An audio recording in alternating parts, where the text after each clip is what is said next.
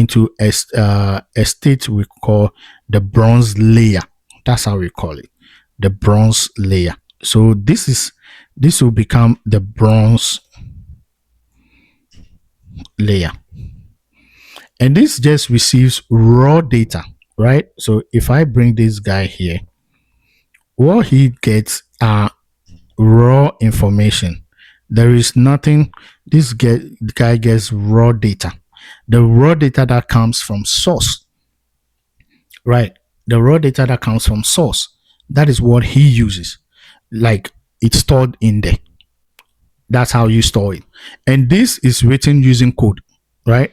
That is when you can use your SQL code to write this raw data that comes through, right? This is where you use your SQL code or your Python or your PyScript, PySpark that I've been teaching on my channel. You use your PySpark or your SQL to build or to code this bronze layer, and this contains just raw data. Every source, every data that comes, you do not do anything to it. You just get the raw source and store it in there, right?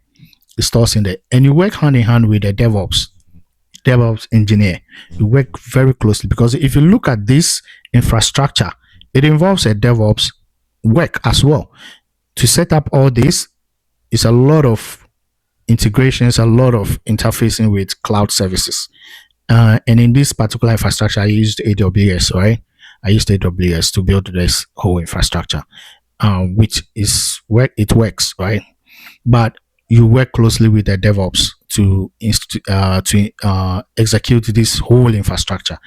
And this is not where I'm going to explain all this, but we're just focusing on the middle side there.